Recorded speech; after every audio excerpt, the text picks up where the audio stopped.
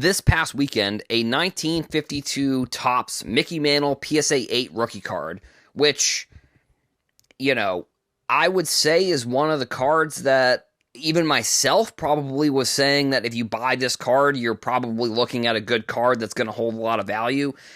Apparently not. I don't know. I'm not sure. Like I said, I'm not sure what it says about the market right now that a card can be affected. A card like this can be affected in this way. So basically, I think I mentioned it, a 1952 Topps Mickey Mantle PSA 8 was bought on October 21st, 2021 for about just roughly under $2 million. And then this past weekend, I don't know if it was the same exact same card. I'm not 100% sure if it was the same serial number, but it sold for $1.17 million, which that's an $857,000 drop off in the price, about a 42% drop in 2 years. And I don't know. It really almost makes me question my thoughts on cards. And maybe it just, I don't know. It is really, it's such a significant drop off. It basically lost half of its value almost. And it seemed like at the time, it really just didn't seem like cards were going to slow down at any point. I guess there were external factors within the world that maybe affected cards more significantly than I thought. I think there was a narrative probably a couple years ago that COVID and the shutdowns and the stimulus checks and all of these things and unemployment and the fact that people really couldn't go anywhere had a huge effect on cards. And in my head, I was like, it did have an effect, but it also, we were seeing this growth before COVID happened. So in my head, I was like, yeah, it had an effect, but I don't think it was going to be such a significant effect that we were going to see what I would consider is one of the best cards within sports cards drop 42% in 2 years. Now, I know that sometimes these, I saw this on Twitter, Eric Whiteback, collectibles guru, he posted this. He is, like I said, he is very good at Twitter. So, I think if you look at this card in 2018, it's definitely less than 1.17. It probably was more. I mean, I'm not 100% sure what the price was at that time, but I would imagine it's probably in the $400,000, maybe $500,000 range. So if you expand this chart, and if you expand this chart to, in the future, if you expand the chart, maybe we're going to see an increase in price. I'm not 100% sure. I think when a card like this, the problem with cards like this, it's a problem, I suppose, is the opportunity cost of selling the card is, I think, more significant than maybe we look at it. I think the market for someone spending $1 million or $2 million on a sports card is the amount of people that are willing to do that right now compared to a couple years ago. Obviously, the number is going to be much lower. So that's what I mean by opportunity costs. Selling the card right now, there are less people that want to buy it for a higher price, which is going to lead to the card just being cheaper. It's going to lead to the card being, which cheaper, it's still it's still $1 million card, but still, I look at it that way, and the opportunity cost of somebody wanting to buy that card, it almost makes me think that if you have one of these cards, I don't even necessarily think that this card, I think that we could see that. I think at this point we could see the card go up in value a little bit because someone who maybe was looking for the card, if I'm going to be honest, maybe they were looking for the card and they look at this price that it's at now and they say, okay, finally, this card is at a price where I actually want to buy it at. Which if there's two people that want this card, that can add, 20, 30, 40% of value to the final price of the card. Instead of this being a $1.1 million card, this could easily be a $1.4, $1.5 million card if two people are wanting to buy it at the same time. And if two people are looking at the price that it dropped to and say, okay, now I want to buy that card, if no one's selling the card, that also is going to help the value. Now, I don't think there's been many of these sales of the PSA 8. I mean, obviously we know the PSA 9 was the famous $5.2 million sale, which I think at this point, I don't know, it's probably more in like the $3.5 to $4 million range potentially. But like, again, there's so little, there aren't as many of those cards. So it's like somebody isn't going to sell that card really at a price that I think could sell for right now. Just because, like, if it's down so significantly, like, what's really the point unless they're trying to get out of the card, obviously. But I think, again, another kind of piece of the opportunity cost is, like, if there are multiple sellers that are all trying to sell the card and there are multiple buyers, that obviously helps the price lower a little bit. And I think also, I mean, I do wonder, like, somebody who is willing to spend $1.1 million on a card right now in this market, in this sports card market, like, they would probably be willing, if they have the money to spend $1.1 million on a sports card, they would probably be willing to spend 1.5. It's not like we're looking at the difference between like a $1,000 card versus a $1,500 card. Like, I think that the person that's, I mean, actually, I don't know, I'm not 100% sure about that, but like the buyer of that card, I feel like if you have $1,000 to buy a card, the card that's worth $1,000, there are probably a ton of those cards that you could buy for $1,000. So like the chances that you would have to spend, 50% more to get the card for a card that's worth $1,000 versus a card that's worth $1 million, I feel like those, again, there are factors that I think lead to the card being valued a little bit more, in my opinion, and being, like I said, harder to find, less buyers, less sellers. Also, just the fact that it's such a iconic card within the hobby really just, I think, adds to the potential value of that card. Now, you might also say, well, the value is what someone's willing to pay for it, and I definitely agree with that. I think that's actually something that I have subscribed to, in my opinion, throughout my sports card journey, is like, we can say that a card is worth a certain amount, but if it hasn't sold for that amount, then it's not worth that, It's if a card has not sold for, whatever, $1.5 million, we can't really say that the card is worth $1.5 million if it just sold for 1.1. It doesn't really work that way. The market is the market, and the market is it's not that it never fails. I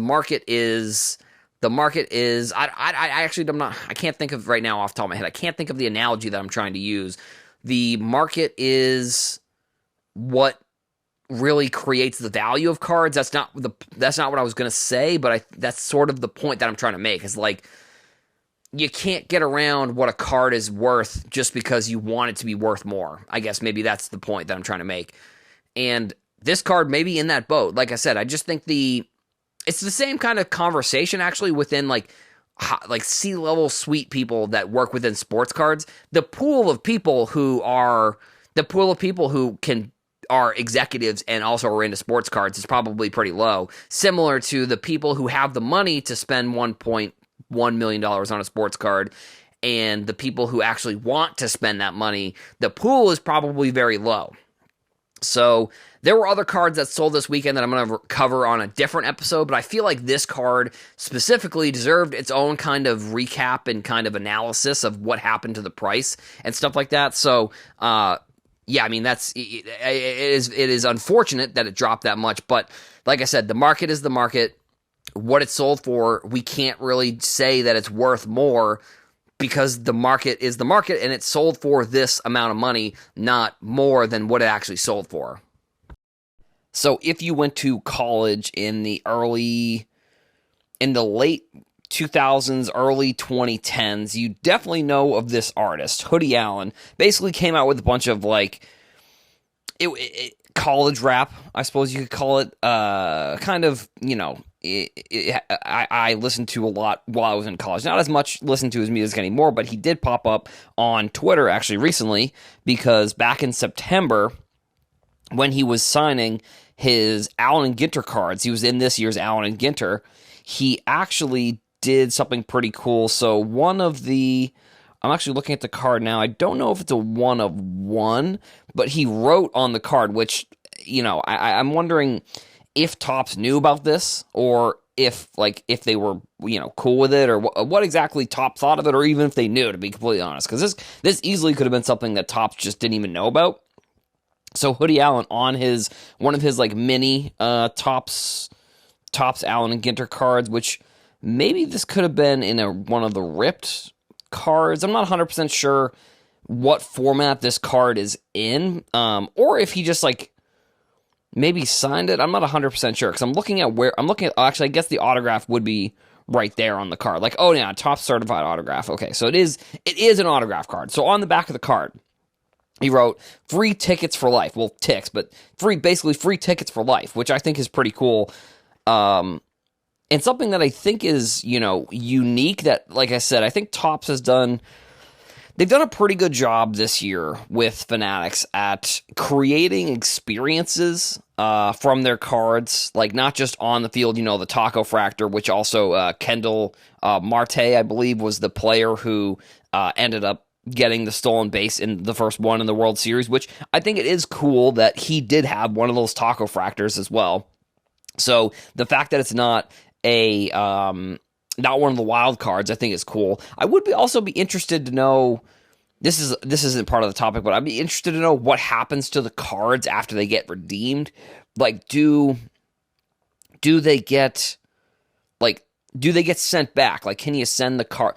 Does the person get to keep the card, or how exactly does that work? So I don't know. If anybody's listening to this and has one of these and is going to send it in, let us know. I think that would be kind of interesting to know. But either way, like I said, I think this is pretty cool. And like I said, also the other day, Hoodie Allen came back onto Twitter and said that someone did open the card. So the card is somewhere. It's on eBay. But so the free tickets for life, I mean, it's something that I don't think that Topps told him to do this. I mean, I guess I don't really know one way or the other. I don't know if this was something that he did on his own, or if this was something that Topps did. I think if it's something that he did on his own, I think it's really cool that he's kind of showing a little bit of he's showing interest within cards, and I mean, giving somebody that opportunity for free tickets for life. And obviously the free tickets for life, I think always there's a little bit of a disclaimer whenever stuff like that, like the Taco Fractor, for example. I think it was free Taco Bell for life, but it comes out to $15,000. I'm sure, I don't know. I'm sure. I also don't know. Maybe there isn't anybody that's necessarily this monster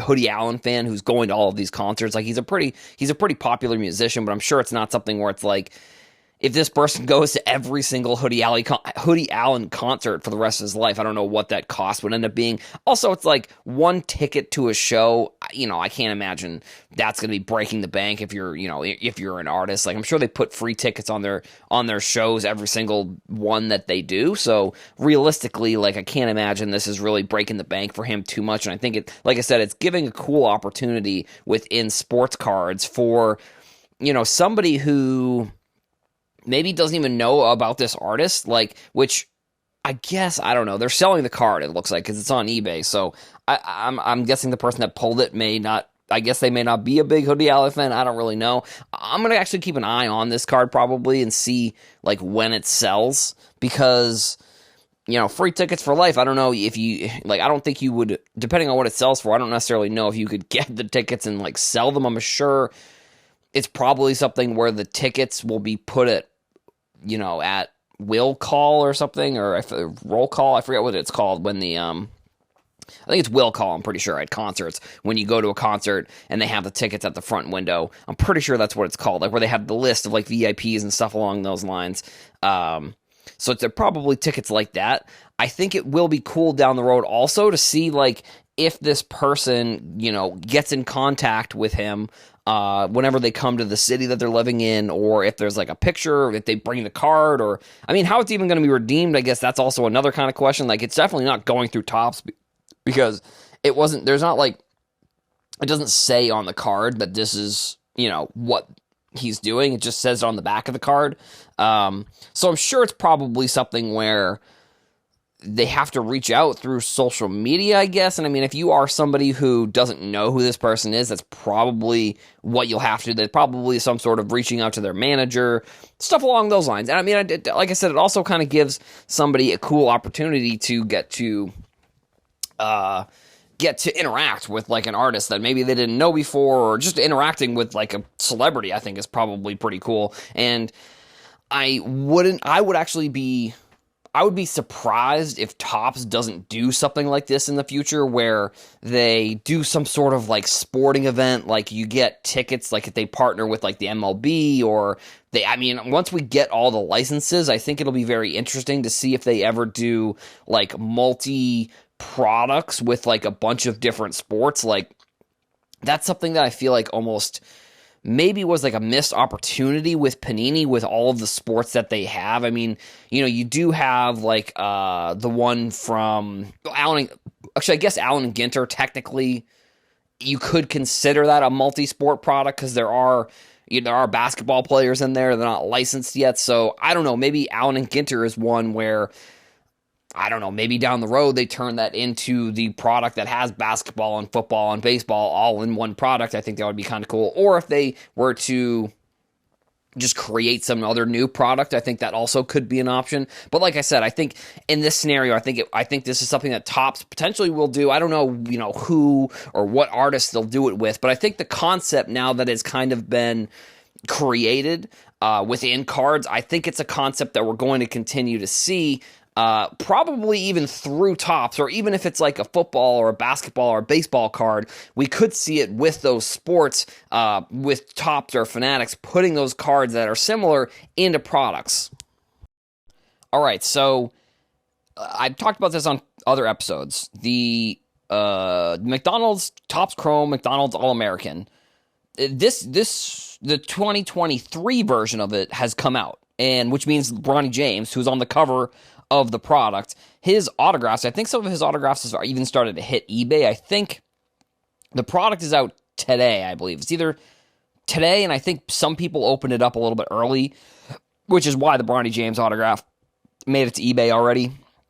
With this being what will be his first card, I wonder where it's going to stand in the testament of like his career, like if he goes on to the NBA. And it also feels like even if he doesn't really go on to the NBA to be a great player, it feels like because of his dad, I feel like it could be a card just in general that like maybe has value in the future. I'm not sure if it's something that I would buy right now, but it's something that I think will always be in the zeitgeist, like whether we're looking at, whatever the value of the card is now versus like down the road, the same way that we're looking at like Shaq cards, for example. Like it's not the exact one-to-one example, but like the amount of Shaq cards there are from his rookie year, there's tons of them that you can buy for fairly inexpensive, but they still will sell. I feel like down the road, whether Bronny ends up being a superstar or even making it to the NBA, I think he will make it to the NBA. I know,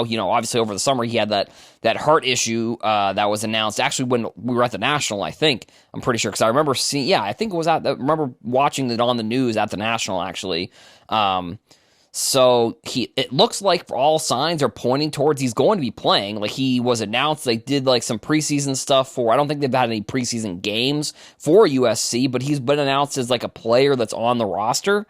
So I would imagine he will be playing. Like I said, it's something where I guess down the road, I wonder if he goes on to be, I don't think he'll ever go on to be as good as his dad. I don't think that'll really happen.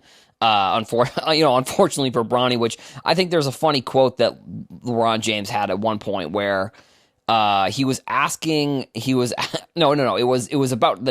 Bronny James's number, and someone asked him like, did you want Bronny James to use the same number as you, to have the same number? And he goes, no, I wanted people to I didn't want people to really associate him on the court with me. And it's like and I think that the joke was basically like it's like the announcer being like, and coming to the court now is number 8 or whatever his number is, LeBron James Jr. And it's like, Oh no, it wasn't about the number. It was about his. I think it was about his name, maybe. But it was like the whole joke was basically just like they're going to announce him as LeBron James Jr. And the joke is that like people are going to be like, wait, who is that? Like, what LeBron James Jr. Wow, he's pretty good. Like, I wonder what his dad does or whatever. I don't know. Stupid. I butchered the joke there. If I'm going to be honest, obviously, I think I butchered the.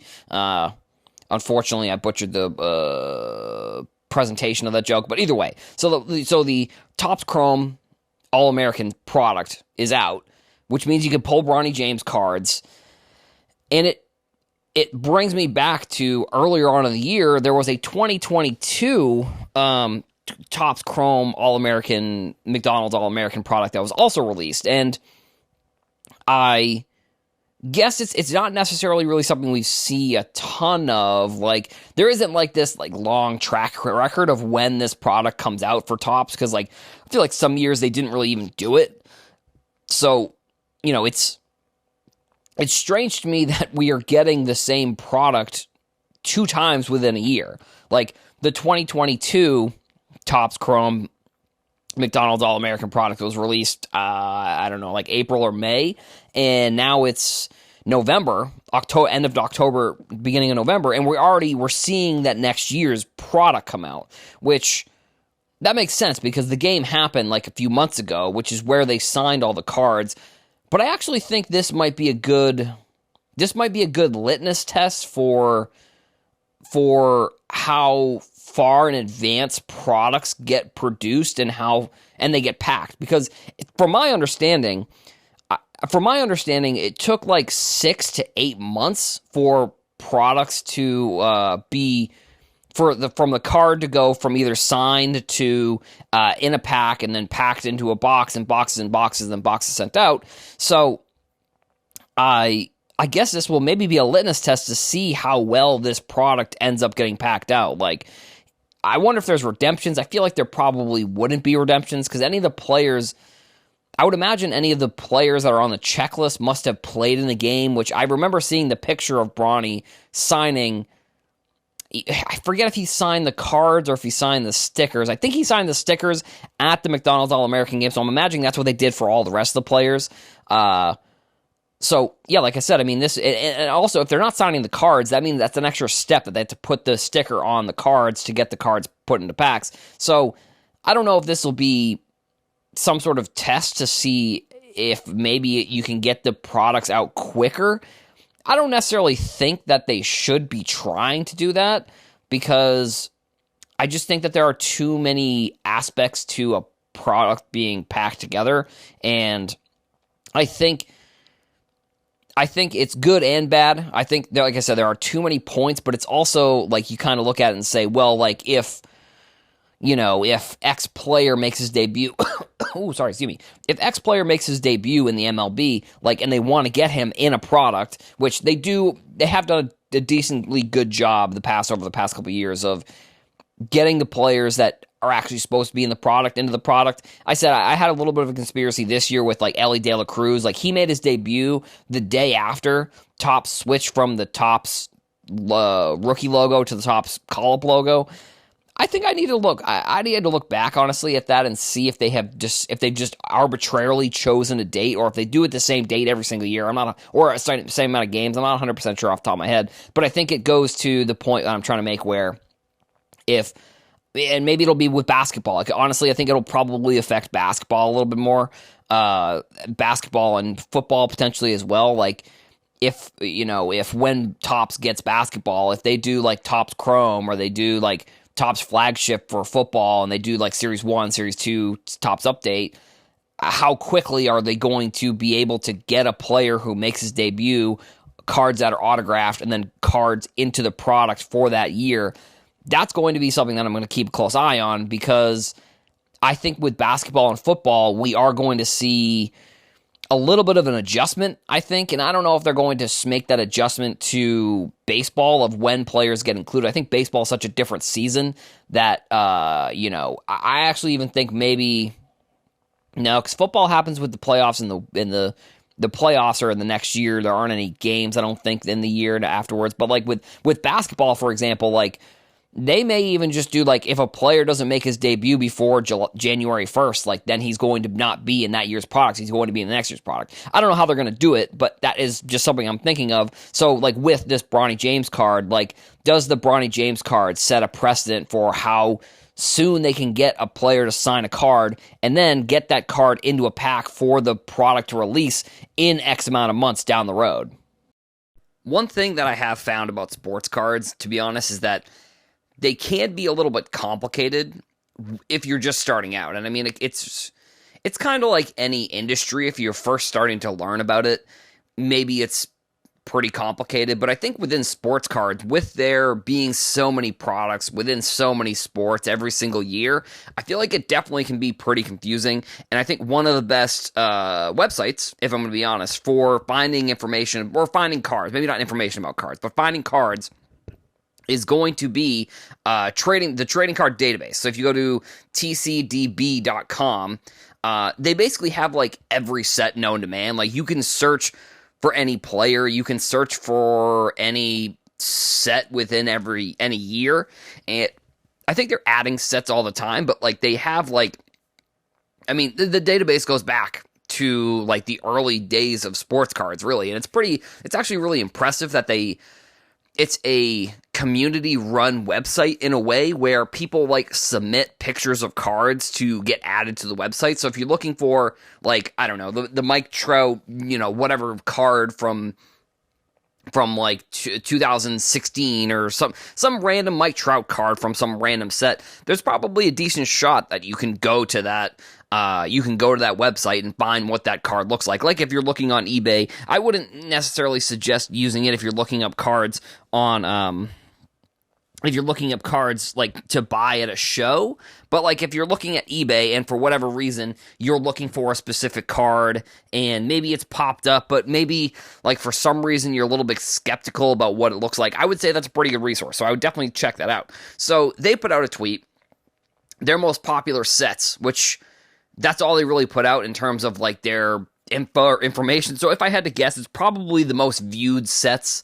It's probably like if they were to accumulate all the page views from all the cards or all the, searches and all, there's probably a decent amount of things that go into this list that they have, but they put out the list. So I'm going to go through it. So number 10, 1980 Topps Baseball. Number 9, 2020-23 Upper Deck Hockey. 1990, number 8, 1990 Topps Baseball. Number 7, 1989 Topps Baseball. Number 6, 2023 Topps Heritage Baseball. Number 5, 2022 Topps Baseball. Number 4, 2023 Topps Allen and Ginter Baseball. Number 3, 2023-24 Upper Deck Hockey. Number 2, 2023 Topps, and then number 1 was 2023 Topps Update. So obviously there's going to be a lot of Topps of 2023 products because people are going to be adding cards to that, and it's the newest product. I think number 3 being Upper Deck Series 1 probably has something to do with maybe people searching for Connor Bedard. Like, the thing that maybe I get a little bit frustrated with sports cards. I don't know, not really frustrated, but it's like when people are looking for cards, I feel like if they don't have social media, it can be kind of hard to find some of this information potentially. Like somebody who isn't on social media and maybe isn't, I don't know, I feel like it's probably rare for somebody who isn't using the internet necessarily if they're buying sports cards.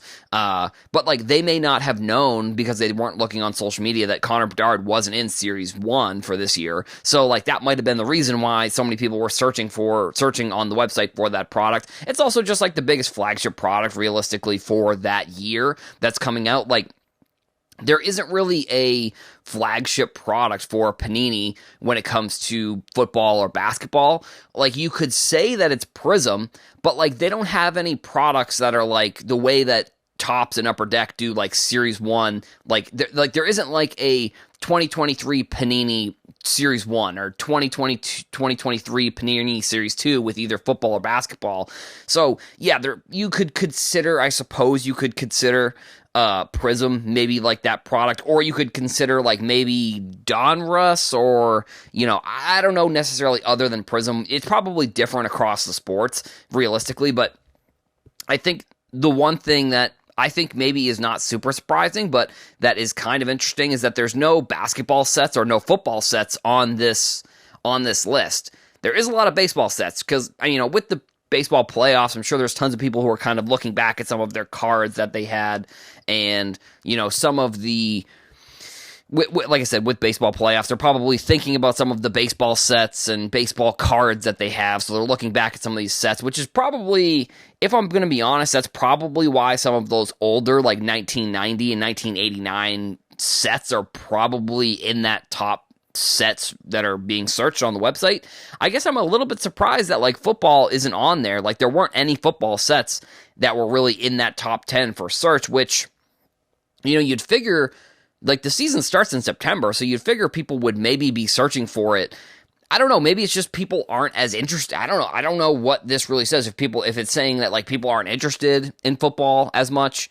I mean, basketball, I feel like, has lost a little bit of luster when it comes to, like, the excitement of cards going into the season. Like, one of the other kind of big news pieces that I didn't even actually really, it might have been a topic that in the past I'd done an episode about, but, like, at the same time, it's like, this is an audio podcast, it's not a visual podcast, so there would be no reason for me to really talk about the new Prism design, because it's really not much different than it is any other year.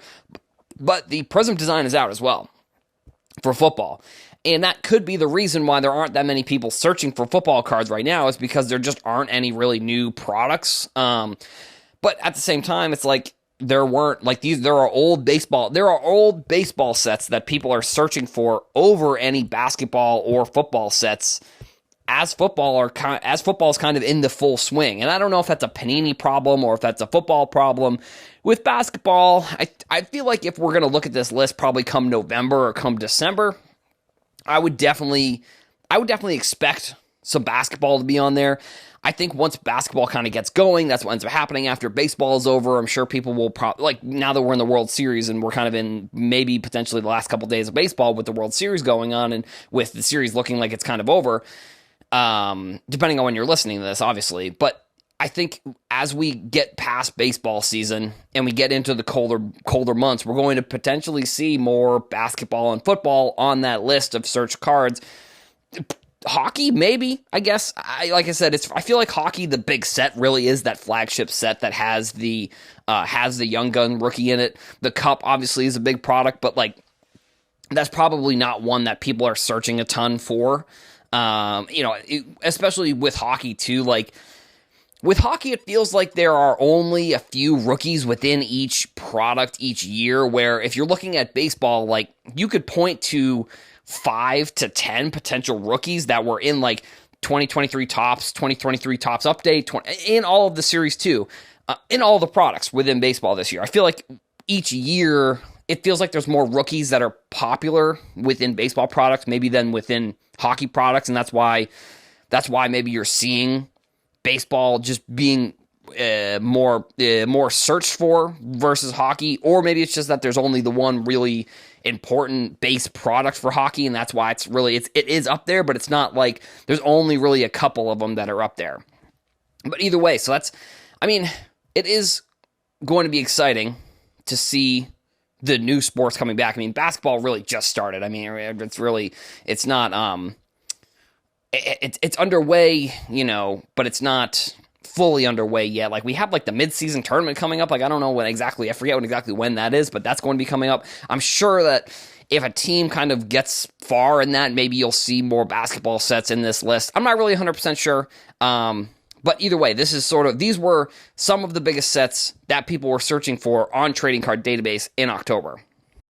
Now, I already know, I think that a lot of people are sick of hearing about NFTs. I definitely think the amount of internet fodder around NFTs has definitely significantly decreased. I find myself as somebody who likes them.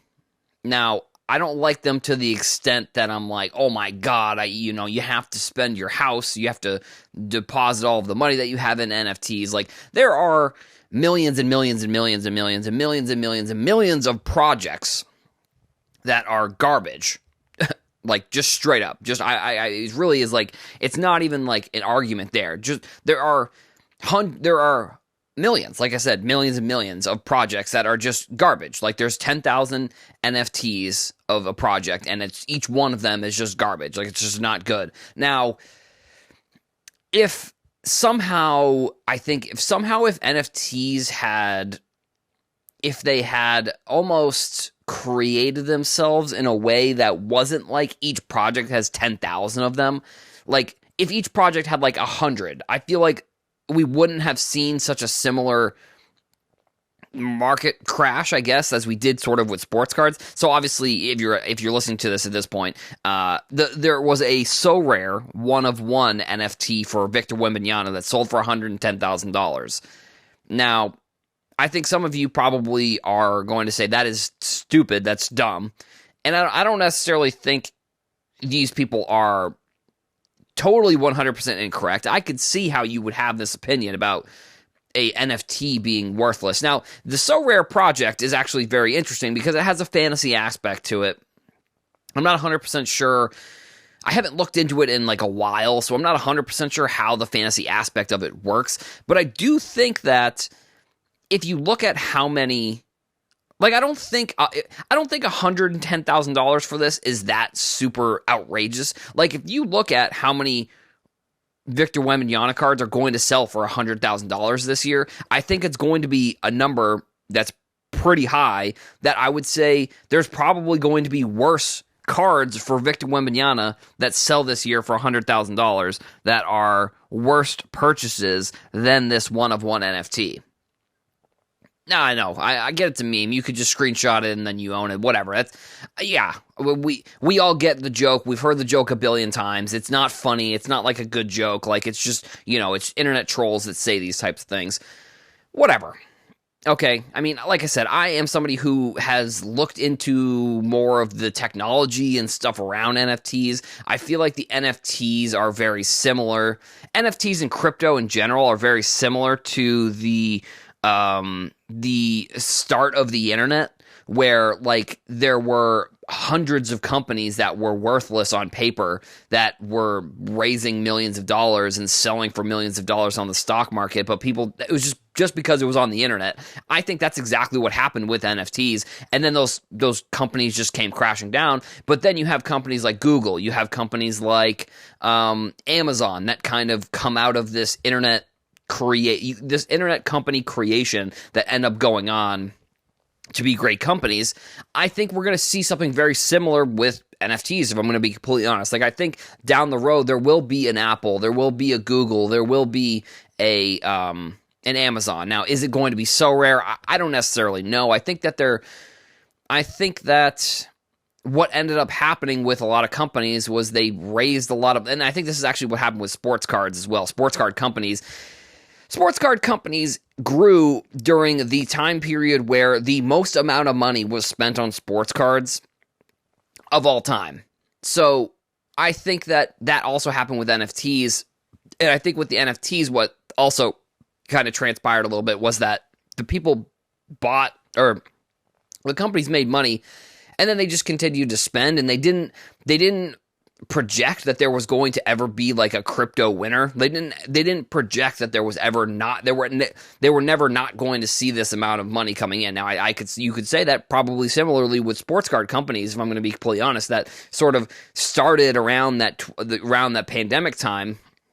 There were probably companies that did the exact same thing. So I do think that sports cards and NFTs actually have a little bit more of a closer comparison, in my opinion, than stocks, I guess, is one way to put it. Because like that was one of the things that people said about sports cards, was that they were like stocks, and I don't necessarily think.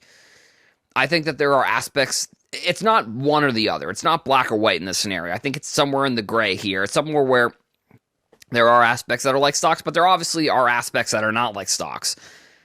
Same with NFTs, I think. And that's why I think, like, if you look at all of the one-of-ones, and I'm not even talking about just one-of-one Wembanyama cards that are going to be made. Like, just if you look at any tweets, or you look at anything on Twitter, like, you can see how many cards are produced, how many even one-of-ones are produced in every single product. And, like, we probably, with So Rare, we're not going to see any more And if we do, it'll be one or two. Like, it's not the way with sports cards where where there are hundreds or thousands of one-of-ones that are produced of rookies every single year.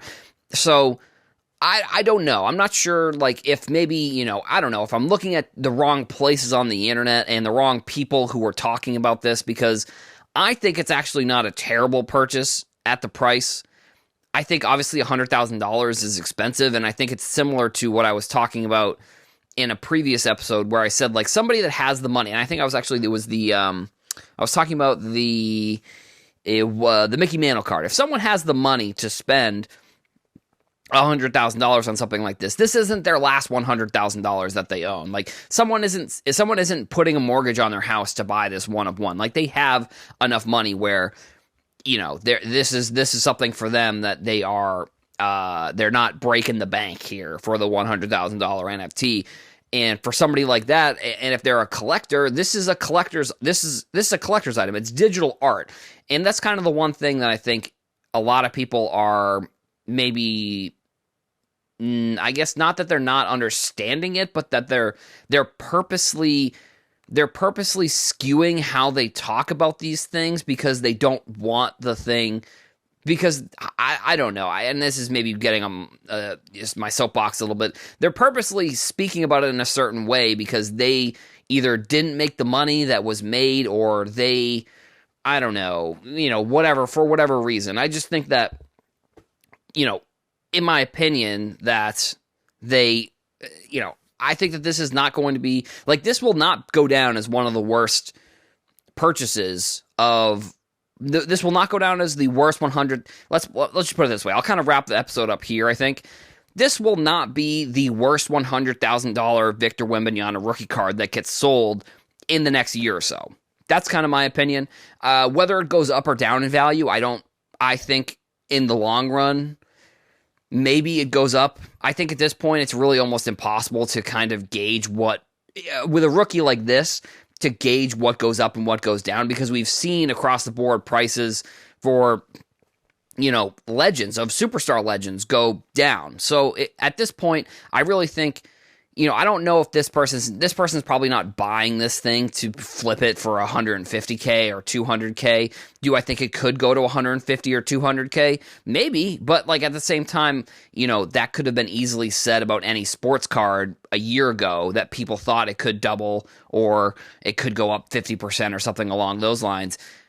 All in all, I think that this purchase actually will be very interesting to watch. I think also another thing that NFTs have done very correctly, this will be the last point, I promise, actually. This will be the last point. The one thing that NFTs have done pretty well, in my opinion, is create, now obviously there's fraud here, but there are, NFTs have created the backlog of sales of these NFTs very well. Now, the fraud aspect of it, I think, will need to be hashed out a little bit.